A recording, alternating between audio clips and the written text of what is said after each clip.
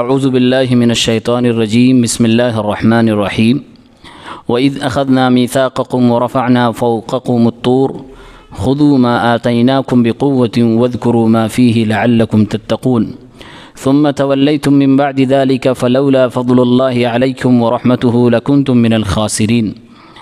سورہ بقرہ کی آیت نمبر 63 اور 64 کی تلاوت کی گئی ہے۔ اس میں اللہ رب العالمین نے ایک منظر کا بیان کیا ہے کہ جب موسیٰ علیہ السلام نے بنو اسرائیل کو اللہ رب العالمین سے تورات حاصل کرنے کے بعد اپنی قوم کے حوالے کیا اور کہا لیجئے یہ اللہ کی کتاب ہے، اس میں اللہ کے احکام ہیں، اس پہ عمل کیجئے، تو بنو اسرائیلیوں نے اپنی عادت کے مطابق عمل کرنے سے انکار کر دیا اور کہنے لگے اس پہ عمل کرنا ہمارے بس کی بات نہیں ہے۔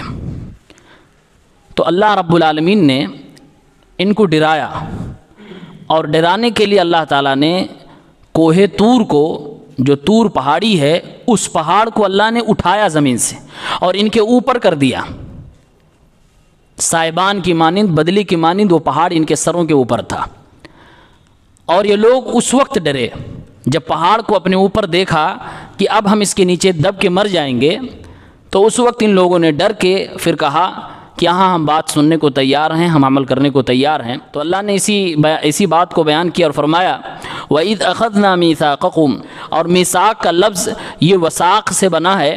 وثاق بولتے ہیں ایسی رسی جس سے قیدی کو باندھا جاتا ہے، مضبوطی سے جس سے باندھا جاتا ہے، اس رسی کا نام وثاق ہے اور اسی سے میثاق بنا، یعنی آدمی ایسا وعدہ لے کہ جس سے وہ بندھ جائے، اب وہ مکر نہیں سکتا، پلٹ نہیں سکتا۔ اللہ نے فرمایا یاد کرو اس وقت کو جب ہم نے تم سے اس طرح کا وعدہ لیا، وَرَفَعْنَا فَوْقَكُمُ الطُّورَ، اور طور کو تمہارے اوپر ہم نے اٹھا دیا، لا کے کھڑا کر دیا۔ اسی بات کو اللہ نے سورہ بقرہ کی آیت نمبر 93 میں بھی، سورہ اعراف کی آیت نمبر 171 میں بھی بیان کیا ہے۔ اللہ نے فرمایا وَإِذْ نَتَقْنَا الْجَبَلَ فَوْقَهُمْ كَأَنَّهُ ذُلَّةٌ فَظَنُّوا وَظَنُّوا أَنَّهُ وَاقِعٌ بِهِمْ، اور وہ بھی وقت قابل ذکر ہے کہ جب ہم نے ان کے اوپر پہاڑ کو لا کر کھڑا کر دیا اور یہ لوگ یقین کر گئے کہ اب یہ ہمارے اوپر گر جائے گا، جو سائبان کی مانند پہاڑ ان کے سروں کے اوپر تھا۔ اللہ نے قرآن میں فرمایا کہ ان لوگوں نے کہا سمعنا وعصینا، سن لیا ہم نے سن لیا، آپ کی بات مان لیا، اب عمل کریں گے، لیکن دل کی آواز کیا تھی؟ کون عمل کرے گا؟ بس منہ سے کہہ دیا، اب عمل کون کرے گا؟ عصینا، ہم نے نافرمانی سن بھی لیا، نافرمانی بھی کر دی۔ نافرمانی کی یہ انتہا ہے کہ منہ پہ کہا جا رہا ہے، اللہ ڈرا رہا ہے، یعنی ڈنڈے کی زور پر عذاب سامنے دکھا کر اللہ ڈرا رہا ہے اور اپنی کتاب کا حوالہ دے رہا ہے کہ اس پہ عمل کرو، لیکن اس وقت بھی کہتے ہیں ہاں سن لیا، لیکن ترنت یہ بھی کہتے ہیں کہ عمل نہیں کریں گے۔ اللہ نے فرمایا کہ جب ہم نے تمہارے اوپر اس پہاڑ کو لا کے کھڑا کر دیا اور ہم نے کہا خذوا ما آتیناکم بقوہ واذکروا ما فیہ لعلکم تتقون، جو ہم نے تمہیں کتاب دی ہے، احکام دیے ہیں، تم اسے مضبوطی سے پکڑ لو اور اس میں جو بھی ہم نے تمہارے لیے بیان کیا ہے اس کو یاد کرو، اس کے اوپر عمل کرو، لعلکم تتقون، اور اللہ ایسا اس لیے چاہتا ہے تاکہ تم اللہ سے ڈرنے والے بن جاؤ۔ ثم تولیتم من بعد ذلک فلولا فضل اللہ علیکم ورحمتہ لکنتم من الخاسرین۔ یہ منظر ختم ہو گیا، یعنی کہ ان لوگوں نے اللہ کے لیے وعدہ بھی لیا کہ اب عمل کریں گے، لیکن دل کی آواز تھی کہ کون عمل کرے گا؟ اللہ رب العالمین نے پہاڑ کو ہٹا لیا ان سے، ان کو اللہ نے اور موقع دیا، اور پھر اللہ تعالیٰ نے جب یہ موقع دے دیا، وہ عذاب ہٹ گیا، تو یہ دوبارہ اسی طرح سے ہو گئے جیسے تھے، یعنی عمل ہم نہیں کرنا چاہتے۔ یہ گویا کہ یہ ایسی قوم تھی جو بار بار اللہ رب العالمین کی مخالفت کرتی تھی۔ اللہ نے کہا ثم تولیتم من بعد ذلک، پھر اس پہاڑ کے ہٹا لینے کے بعد پھر تم پلٹ گئے، پھر تم نے اعراض کر دیا، پھر تم نافرمانی کرنے لگے۔ فلولا فضل اللہ علیکم ورحمتہ، اگر اللہ تعالیٰ کا فضل اور اس کی رحمت نہ ہوتی تو تم انتہائی زیادہ خسارہ اٹھانے والوں میں سے ہوگے۔ اللہ کی فضل اور اللہ کی رحمت کیا تھی جس کی وجہ سے اللہ نے ان کو سزا نہیں دی، عذاب نہیں دیا اس وقت؟ علماء بیان کرتے ہیں کہ اللہ تعالیٰ کو ان کی نسل میں اور نبیوں کو بھیجنا تھا، اس لیے اللہ تعالیٰ نے اس وقت ان کو سزا نہیں دی۔ اس کے بعد اللہ تعالیٰ نے اور رسولوں کو انہی کے نسل میں بھیجا، اور عیسیٰ علیہ السلام بھی انہی کے اس میں آئے، اس لیے اللہ تعالیٰ نے ان کو اس وقت عذاب نہیں دیا، جیسا کہ قرآن ہی کے اندر دوسری آیتوں میں اس کا بیان موجود ہے۔ یہاں ایک چیز غور کی بات ہے کہ یہ پہاڑ کو اللہ نے سر کے اوپر لا کر روک دیا کہ اور اس کے بعد اللہ نے کہا جو ہے اس کو مانو. اب سر کے اوپر پہاڑ ہے, اگر گرے تو ساری نسل اس میں تہسنے سے برباد ہو جائے. اس وقت اللہ فرما رہا خذوا ما آتیناکم بقوہ, جو میں نے دیا اس کو مضبوطی سے پکڑ لو, عمل کرنے کا وعدہ کرو. سب نے وعدہ بھی کیا. آخر کیا مقصد تھا کہ اللہ نے پہاڑ کو اوپر لا کے کہا؟ اس سے اندازہ یہ ہوتا ہے یہ قوم انتہائی زیادہ اللہ رب العالمین کے مخالف قوم تھی. یہ اللہ کے احکام کی دھجیاں اڑانے والی قوم تھی کہ اللہ تعالیٰ نے نصیحت کے لیے ان کے اوپر پہاڑ کو عذاب کے طور پہ لا کے کھڑا کر دیا. اور یہ اللہ کا طریقہ کہ اپنے بندوں کو ڈرانا اور پھر ڈرا کر اپنے احکام کی طرف بلانا ختم نہیں ہوا ہے. اس امت کے اندر بھی اللہ تعالیٰ نے وہ طریقہ باقی رکھا ہے, لیکن اس قوم میں زیادہ سنگین تھا, سختی زیادہ تھی. اس قوم میں وہ سختی نہیں ہے, اس امت میں وہ سختی نہیں ہے.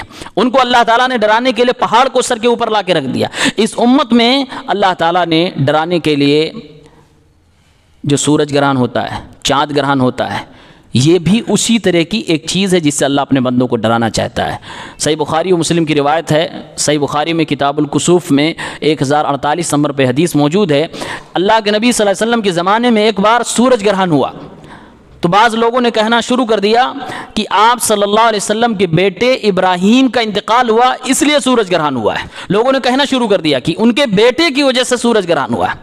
اللہ کے نبی نے اپنے بیٹے کی وفات ایک طرف, لیکن امت کے عقیدے کی اصلاح کے لیے تھوڑی سی بھی گنجائش نہیں رکھی. فوراً اللہ کے نبی صلی اللہ علیہ وسلم نے فرمایا لوگوں سنو, ان الشمس والقمر آیتان من آیات اللہ, یقیناً یہ سورج اور یہ چاند اللہ کی نشانیوں میں سے نشانیاں ہیں, دو نشانیاں ہیں. لا ينکسفان لموت احد, کسی کی موت سے یہ سورج اور چاند گرہن نہیں ہوتا ہے.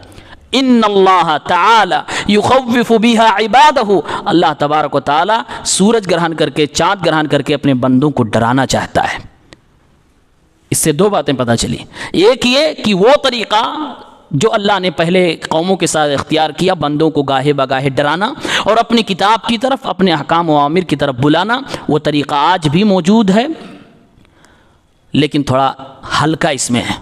آپ سوچیے, ایک طرف پہاڑ, ایک طرف یہ کبھی کبھی سورج گرہن, چاند گرہن, کبھی سیلاب, کبھی زلزلہ, یہ جو آتے ہیں یہ سب کے سب عذاب ہیں. پرانی قوموں پر آپ دیکھیے, کسی پر سیلاب کا عذاب آیا ہے, طوفان نوح قرآن کریم کے اندر ذکر ہے, وہ سیلاب کا عذاب آیا, پوری قوم برباد ہو گئی.